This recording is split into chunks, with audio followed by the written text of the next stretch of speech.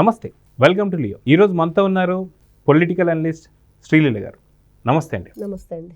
అంబటి రాంబాబు సంబంధించి నిన్న కిరణ్కి సంబంధించినటువంటి యొక్క దాడి చేసినటువంటి యొక్క గోరంట్ల మాధవ్ గురించి అందరికీ తెలిసిందే. దానికి సంబంధించి వీడియోలు కూడా చూసాం. అయితే ఇలాగ దాడి చేసినందుకు గోరంట్ల మాధవ్ని అరెస్ట్ చేయడం అవన్నీ చూస్తూ వస్తున్నాం.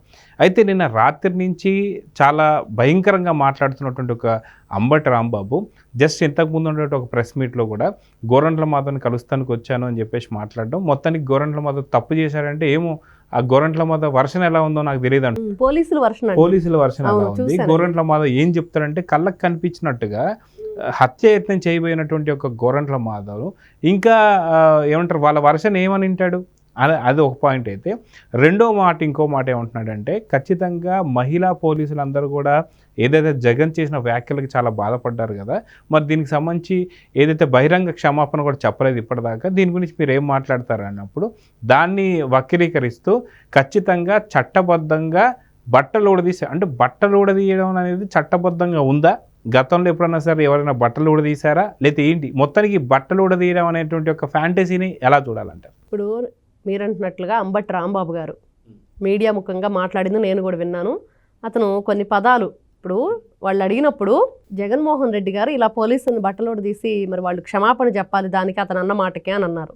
మరి దానికి అతను ఏమంటున్నారంటే చట్టబద్ధంగా బట్టలు ఇప్పదీస్తానన్నాడు అని అంటున్నారు. అంటే అసలు వీళ్ళ ఉద్దేశం ఏంటి అంటే వీళ్ళు బూతులు తిట్టడానికి నేను లాయర్ని అని చెప్పుకుంటున్నా.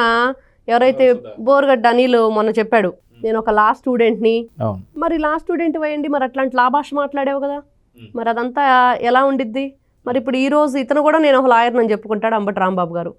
గోరంట్ల మాధవ్ మరి ఇట్లా దాడి చేయబోయాడు కదా, మరి దాని గురించి మీరేం మాట్లాడతారంటే పోలీసులు ఇలా అంటున్నారు అని అంటున్నారు. అక్కడ ప్రత్యక్ష సాక్షులు కూడా కొన్ని శాటిలైట్ ఛానల్స్ కూడా అక్కడ దాన్ని కవర్ చేశాయి.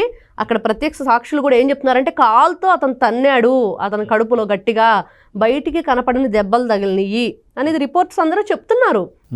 మరి ఇప్పుడు ఇతను కొత్తగా ఏం మాట్లాడుతున్నాడంటే ఏదో అతను చేయబోయాడు లేకపోతే పోలీసులు అనుకుంటున్నారు. ఇక్కడ ఖచ్చితంగా వీళ్ళు అసెంబ్లీ సాక్షిగా మాట్లాడిన మాటలు మరి ఎవరైనా వీళ్ళ మీద దాడి చేశారా? ఎవరైనా ఒక్క మాట మాట్లాడారా?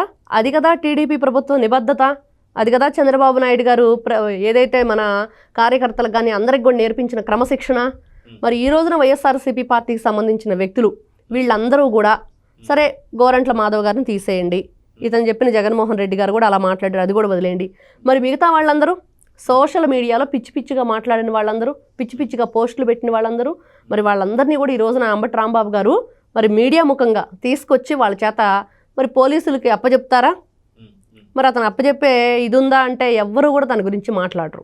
మరి గతంలో 5 సంవత్సరాలు వీళ్ళ రాజకీయ పరిపాలన వైఎస్ఆర్సీపీ పార్టీ జరిగిందో అప్పుడు వీళ్ళు ఏం చేశారు, ఎట్లాంటి మాటలు మాట్లాడారు? ఈ రోజున మీరు అధికారంలో లేకపోయినా కూడా ఒక పోలీసుల ఆధీనంలో ఉన్న వ్యక్తి మీదే దాడి చేయడానికి ప్రయత్నించారంటే అసలు మిమ్మల్ని ఏ విధంగా ఈ రోజున రాష్ట్ర ప్రజలు భయభ్రాంతులకు గురవుతున్నారు? ఈ రోజున ఎంతోమంది వాళ్ళకి సంబంధించి చాలా వీళ్ళు ఆస్తులు లాక్కున్నారు, భూములు లాక్కున్నారు, చాలా దారుణాలు జరిగినాయి, దాని మీద కేసులు నమోదవుతున్నాయి. రేపు మా పరిస్థితి ఏంటి అనేది క్వశ్చన్ వస్తుంది ఇప్పుడు ప్రజల్లో. మేము కూడా వైఎస్ఆర్సీపీ పార్టీ అధికారంలో ఉన్నప్పుడు మా దగ్గర మేము దేనికైతే వాళ్ళ వల్ల ఇబ్బంది పడ్డామో దాని గురించి మేము కూడా ఇప్పుడు కేసులు పెట్టున్నాము. మరి మా మీద కూడా ఇలా దాడులు చేస్తారా? కారుమూరి నాగేశ్వరరావు గారు గుంటూరు అవతలకి నరికేస్తాము, యువతలకేమో ఇళ్లల్లోంచి బయటకు లాక్కొచ్చి బట్టలోడు తీసుకొడతాము. గోరంట్ల మాధవ్ బట్టలోడు తీసి అందరికి చూపించాడు, అనంతబాబు చూపించాడు, కుక్కల విద్యాసాగర్ చూపించాడు, అంబటి రాంబాబు ఏమో గంట అరగంట ఏం బట్టలు ఇప్పొస్తావు, ఏం బట్టలు కట్టుకుంటావని మాట్లాడితే ఇప్పుడు ప్రెస్ మీట్ పెడుతున్న ఈ వ్యక్తి కూడా అట్లాంటి మాటలు మాట్లాడిన వ్యక్తే. మరి వీళ్ళందరూ కూడా ఈ రోజున సమాజానికి ఏం చెప్తున్నారు అంటే వీళ్ళందరూ కూడా చేసిన తప్పులు కావచ్చు అందరూ బహిరంగంగా చూశారు. గోరంట్ల మాధవ్ కావచ్చు, మీరు అన్నట్టు అనంతబాబు కావచ్చు, అదేవిధంగా గంట అరగంట అన్నటువంటి అంబటి రాంబాబు కావచ్చు, అవంతి కావచ్చు, వీళ్ళందరినీ కూడా మనం అందరం చూసాం. అంటే బరి తెగించి ఇంత మాట్లాడిన తర్వాత కూడా మళ్ళీ ప్రెస్ మీట్లు పెడుతున్నారంటే కూటమి ప్రభుత్వం అరెస్ట్ చేయదు అనేటువంటి ఒక ధైర్యం అని చెప్పేసి అనుకోవచ్చా? ఖచ్చితంగా చర్యలు తీసుకోవాలా లేదంటే ఏమంటారు? ఈ రోజున ఆంధ్ర రాష్ట్ర ప్రజలందరూ ఒకటే మాట్లాడుతున్నారండి. కామన్ మ్యాన్ చేబ్రోలు కిరణ్ అనే వ్యక్తిని అరెస్ట్ చేశారు. ఇతని లొకేషన్ పోలీసులకు దొరికింది. కానీ రాష్ట్రాన్ని కొల్లగొట్టిన కాకాణి గోవర్ధన్ రెడ్డి ఇప్పుడు ఏ విధంగా తిరుగుతున్నాడు? దొంగ పోలీసు ఆట ఆడుతున్నాడు. మరి అతను కూడా మాట్లాడాడు, పోలీసులను బట్టలోడి సమాజం ముందు నిలబెడతానని మీడియా సాక్షిగా. మరి అతని లొకేషన్ దొరకట్లేదా? అదే కాక పూర్తిగా వైసీపీ అధినేత అయినటువంటి వైఎస్ జగన్ కూడా పోలీసులు గుడ్డలు కూడా తీసి కొడతానంటూ అటు మహిళా పోలీసుల గురించి కూడా మాట్లాడడం మనం చూసాం. సో మొత్తానికి వాళ్ళ అధినేత అలా ఉన్నప్పుడు వీళ్ళు కూడా అలానే ఉంటారు. సో యథా రాజా తదా ప్రజ అన్నట్టుగా ఖచ్చితంగా ఇప్పుడు యాక్షన్ జగన్ మీద కూడా తీసుకోవాలా లేదా? మహిళా పోలీసులు ఏమంటున్నారంటే ఇక్కడ వీళ్ళు కూడా వైఎస్ఆర్సీపీ పార్టీకి చెందిన వాళ్ళు. మరి లోకేష్ బాబు మాట్లాడిచ్చాడు, మరి ఇప్పుడు అంబటి రాంబాబు ఇప్పుడు మాట్లాడవే, మరి లోకేష్ మాట్లాడిచ్చాడు కాబట్టి వాళ్ళు మాట్లాడిచ్చారు అంటే మీరందరూ మాట్లాడి మరి జగన్మోహన్ రెడ్డి చెప్తే మీరు మాట్లాడారా? మరి ఆ విషయం పోసాని కృష్ణమురళి చెప్పకనే చెప్పాడు. సాక్షి ఛానల్ నుంచి నాకు స్క్రిప్ట్ వచ్చింది, మరి అది మంచా చెడా, మానవ ఇది కలిగిన వ్యక్తి మాట్లాడొచ్చా మాట్లాడకూడదా, అది విచక్షణ ఉందా లేదా అని ఆలోచించుకోకుండా నేను మీడియా ముఖంగా దాన్ని మాట్లాడేశాను. అది ఎవరైతే సజ్జల భార్గవ రెడ్డి ఉన్నాడో అతనికి పంపిస్తే అతను ఎడిటింగ్ చేసేసి కట్ పేస్ట్ చేసేసి వైరల్ చేస్తాడని చెప్పి మరి వీళ్ళు ఈ రోజున చెప్పకనే చెప్తున్నారా? మరి పోలీసులో కొంతమంది కోవర్ట్లు ఉన్నారు వైఎస్ఆర్సీపీకి చెందిన వాళ్ళు. మరి గోరంట్ల మాధవ్ గారికి ఎక్కడో అనంతపురం డిస్టిక్ నుంచి అసలు గుంటూరు డిస్టిక్ వచ్చే విధంగా అతనికి అసలు ఏ వెహికల్లో తీసుకెళ్తున్నారు, ఏ రూట్లో తీసుకెళ్తున్నారు అనే విషయం ఎలా తెలిసింది అనేది కూడా ఈరోజు ప్రతి ఒక్కరి క్వశ్చన్ అదే.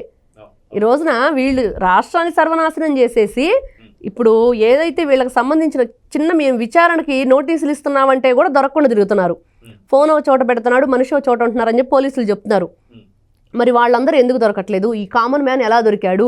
మరి వాళ్ళని కూడా మీరు పట్టుకోవాలి కదా, వాళ్ళకు కూడా శిక్షించాలి కదా, వాళ్ళని కూడా రిమాండ్ చేయాలి కదా, వాళ్ళని కూడా విచారించాలి కదా.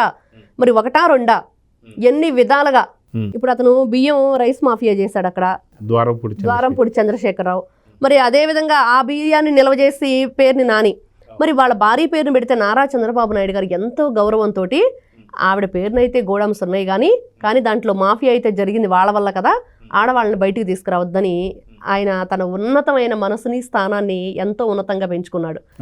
ఆ విషయం పేరుని నాని గారే చెప్పారు.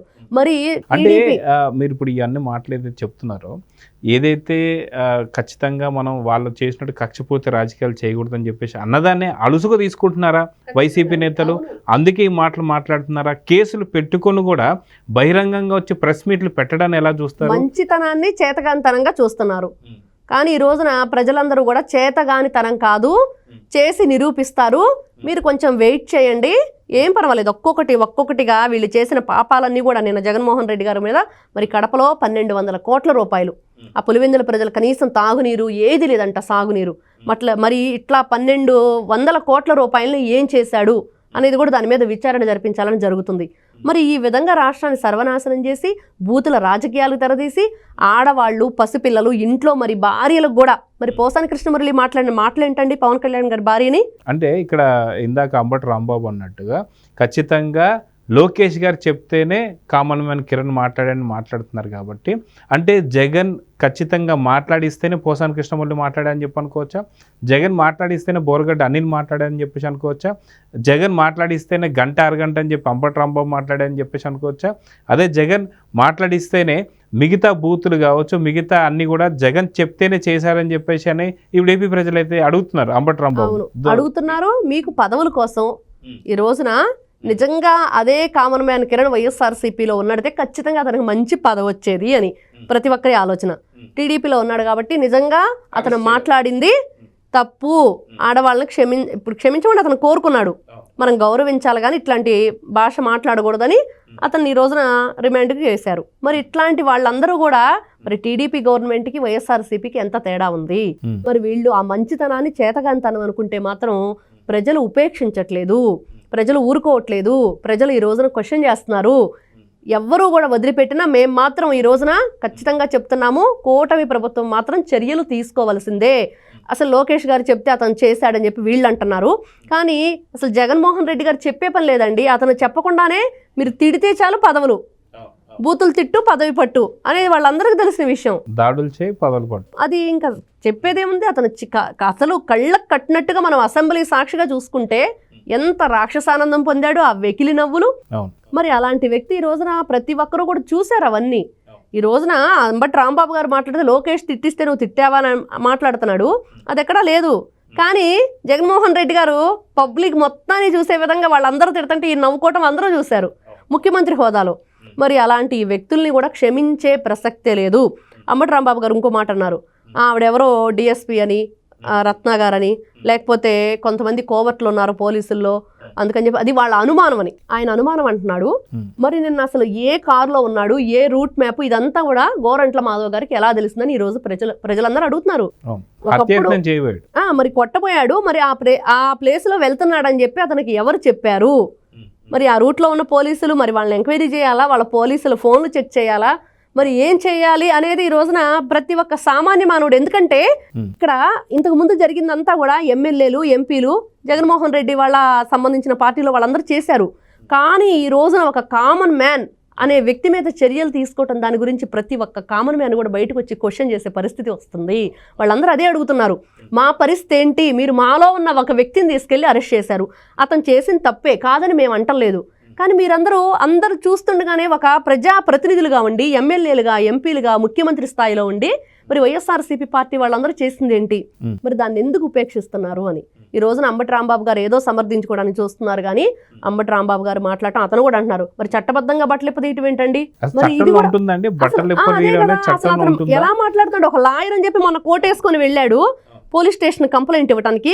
మరి వీళ్ళంతా ఈ లా చదివాము, లా స్టూడెంట్ అని చెప్పుకుంటూ ఈ లా భాష మాట్లాడటం ఏంటి? చట్టబద్ధంగా బట్టలు ఇప్పదీయటం ఏంటి? ఇది ఈ రోజున దాని గురించి చాలా మెసేజ్లు వచ్చినాయి. అంబటి రాంబాబు గారు ఏ ఉద్దేశంతో జగన్మోహన్ రెడ్డి గారు చట్టబద్ధంగా బట్టలు ఇప్పుతానన్నారంటే ఏ విధంగా చూడాలి అని ప్రజలందరూ కూడా చూస్తూ ఉన్నారు, ఉపేక్షించేదే లేదు. మరి అంబటి రాంబాబు గారి మీద కూడా ఈ రోజున మహిళలందరూ కూడా చాలా కోపంగా ఉన్నారు. మీరు కూడా క్షమించమని అడగాలి అనేది కోరుకుంటున్నారు. సో చూద్దాం, ఖచ్చితంగా మీరు అన్నట్టుగా ఏదైతే అంబటి రాంబాబు ఏదైతే ఏపీకి సంబంధించిన మహిళలు చాలా మంది కూడా ఆగ్రహంగా ఉన్నారు, వాళ్ళందరూ కూడా క్షమాపణ చెప్పాలైతే కోరుతున్నారు. అసలు చట్టంలో బట్టలు ఇప్పదీయడం ఉంటుందా లేదా అనే దాని మీద నిజంగా మన వ్యూవర్స్ కూడా కామెంట్ రూపంలో తెలియజేయాలి. నిజంగా అంబటి రాంబాబు ఎలాగ మాట్లాడనేది చూద్దాం. మరి నమస్తే. Please subscribe to Leo news for more videos.